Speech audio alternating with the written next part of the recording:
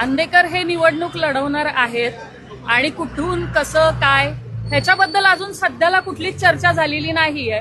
सध्या तरी आम्ही कोर्टापुढे अर्ज ठेवला होता, तो माननीय कोर्टाने तो मान्य केलेला आहे आणि आता सध्या आम्ही आंदेकरांची बेल सुद्धा ठेवलेली आहे।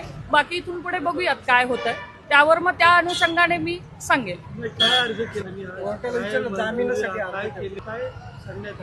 नाही, सध्या तरी मी त्या अर्जाबद्दल पूर्ण सांगणार नाही। अर्ज आम्ही निवडणुकीला आम्हाला थांबायचा आहे, आम्ही फक्त मान्यता प्राप्तीसाठीच आम्ही तो अर्ज केलेला आहे आणि तो अर्ज मान्य करण्यात आलेला आहे। निवडणुकीसाठी कुणाची निवडून लढणार आहे, काय चर्चा? सध्याला अजून पक्ष आमचा निश्चित झालेला नाहीये, कुठल्या पक्षाकडून किंवा कसं काय, आता हा त्यांचा सर्वस्वी प्रश्न आहे। अजून तरी तसली कुठली चर्चा आलेली नाही, काहीच सांगता येणार नाही मला।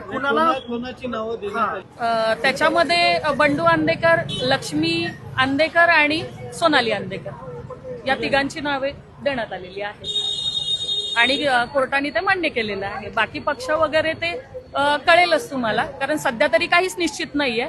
सध्याला लक्ष्मी आंदेकरांची बेल ठेवलेली आहे, ती 16 तारखेला तारीख आहे, त्यावेळेस बघूया।